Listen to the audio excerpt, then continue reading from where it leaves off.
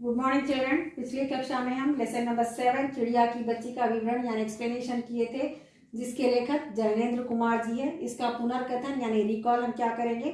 एक सुसंपन्न यानी बड़ा ही धनवान एक माधवदास नामक एक सेठ था, जो उसके बगीचे जिसकी संगमरमर से कोठी बनी हुई थी। उसके पास बगीचा था। उस बगीचे में बैठकर अपने वो एक सुंदर सी चिड़िया को देखकर कुछ बातें कर रहा है, उसे रोकने की कोशिश कर रहा है, उसे सारे चीज़ें देने की उसे लालच बता रहा है। लेकिन उसके बाद भी वो चिड़िया रुकना नहीं चाह रही, वो अपनी माँ के पास जाना चाह रही है। अभी यहाँ से उड़ी जा रही है। तुम्हारी बातें मेरी समझ में नहीं आती। मेरी माँ के घोंसले के बाहर बहुतेरी सुनहरी धूप बिखरी रहती है। क्या कह रही है चिड़िया? तुम्हें मेरी बातें समझ में नहीं आती है क्या? मेरी माँ के घोंसले के बाहर बहुत ही सुंदर सुनहरी धूप बिखरी हुई रहती है। सुनहरी यानी गोल्डन कलर की। मुझे और क्या करना है? 2 दाने माँ ला देती, और जब मैं पर खोलने बाहर आती हूँ तो माँ मेरी बाट देखती रहती है, यानी उसकी प्रतीक्षा करती है। मुझे तुम और कुछ मत समझो, मैं अपनी माँ की हूँ। क्या कहने लगी एक छोटी सी चिड़िया?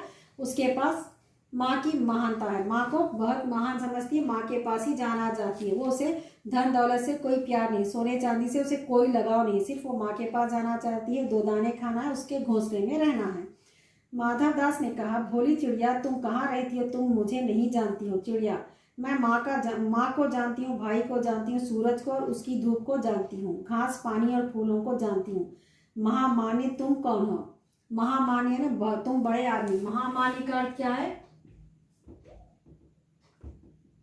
महामान्य क्या यानी तुम बड़े आदमी को कहते हैं।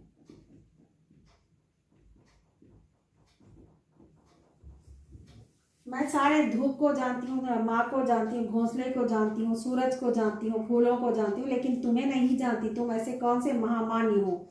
मैं तुम्हें नहीं जानती। माधवदास, तुम भोली हो चिड़िया, तुमने मुझे नहीं जाना। तब तुमने कुछ नहीं जाना तो मैं ही हूँ जो सेठ माधवदास। क्या कहने लगा? तुम नहीं जाना तो मैं ही हूँ वो जो सेठ माधवदास। मेरे पास क्या नहीं है, जो मांगो मैं वही दे सकता हूँ। चिड़िया, पर मेरी तो छोटी सी जात है, मैं तो एकदम छोटी सी जात की हूँ, आपके पास सब कुछ है, तब मुझे जाने दीजिए। मैं तो एक छोटी सी चीज़ हूँ, आप तो बहुत बड़े धनवान आदमी है, तो फिर मुझे क्यों पकड़े रहते हो? मुझे जाने दीजिए। चिड़िया कहती है, तू निरी अनजान है, मुझे खुश करेगी तो तुझे माला माल कर दूंगा। क्या कहता है माधवदास? तू बहुत ही अनजान है, तुझे कुछ भी पता नहीं, तो अगर मुझे खुश करेगी तो मैं तुझे माला माल कर दूंगा। चिड़िया, तुम सेठ हो, मैं नहीं जानती सेठ क्या होता है, पर सेठ कोई बड़ी बात होती होगी। मैं अनसमझ ठहरी। माँ मुझे बहुत प्यार करती है, वह मेरी राह देखती होगी। मैं मालामाल होकर क्या होंगी? मैं नहीं जानती मालामाल किसे कहते हैं। क्या मुझे वह तुम्हारा मालामाल होना चाहिए? तो चिड़िया क्या कहती है? मालामाल क्या है, सेठ क्या है, धन क्या है, मुझे पता नहीं। मैं तो मेरी माँ मेरी राह देखती है, मुझे माँ के पास ही जाना है। सेठ, अरे चिड़िया, तुझे बुद्धि नहीं है, यानी तुझे अक्ल नहीं है, तू सोना नहीं जानती। सोना उसी की जगत को तृष्णा है। जगत को तृष्णा ने उसकी प्यास है। दुनिया वालों को तृष्णा है यानी प्यास होती है सोने चांदी की। वह सोना मेरे पास ढेर का ढेर है। लोगों के पास जो कुछ नहीं है वो मेरे पास है। तेरा घर समूचा सोने का होगा, यानी पूरा घोंसला तेरा सोने का होगा। ऐसा पिंजरा बनवाऊंगा कि कहीं दुनिया में ना होगा, ऐसा कि तू देखती रह जाए। चिड़िया को लालच दे रहा है, बार बार पैसा बता रहा है, सोना चांदी की बात कर रहा है, लेकिन चिड़िया नहीं समझ रही। तू उसके भीतर थिरक खुदक कर मुझे खुश करेगी, तेरा भाग्य खुल जाएगा। भाग्य का क्या है बच्चों? लक, किस्मत।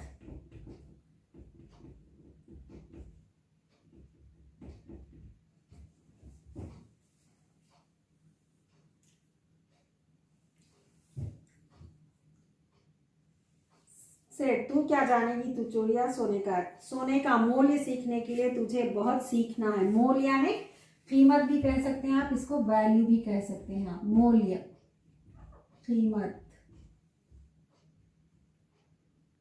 तो इसका सोने का मूल्य क्या जानेगी, इसके लिए तुझे बहुत कुछ सीखना है। बस यह जान ले कि सेठ माधवदास तुझसे बात कर रहा है, जिससे मैं बात कर लेता हूँ उसकी किस्मत खुल जाती है। सेठ क्या कहने लगा? मैं तो बहुत बड़ा सेठ हूँ, मैं बहुत ही धनवान हूँ, मैं जिससे भी बात करता हूँ उसकी किस्मत खुल जाती है। तू अभी जग का हाल नहीं जानती। मेरी कोठियों पर कोठियाँ हैं, यानी बंगलों के बंगले हैं, बगीचों पर बगीचे हैं। दास दासियों की संख्या नहीं है। दास दासियों की, दास यानी नौकर, दासी यानी नौकरानी।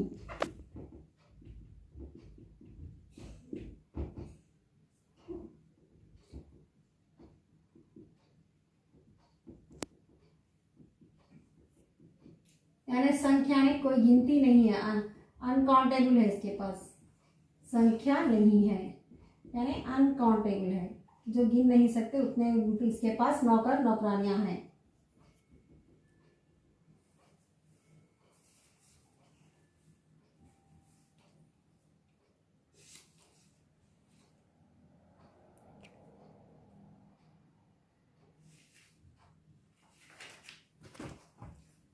तो बच्चों यहाँ पर आज का पार्ट, आज का लेसन का विवरण यानी एक्सप्लेनेशन यहाँ तक हो। अभी और इसका कंटिन्यूएशन है। इसके लिए फिर से आप ये हार्ड वर्ड्स लिखेंगे और इसका मौखिक करेंगे। यानी होमवर्क में क्या करेंगे आप, रीडिंग कंपलसरी है आपके लिए।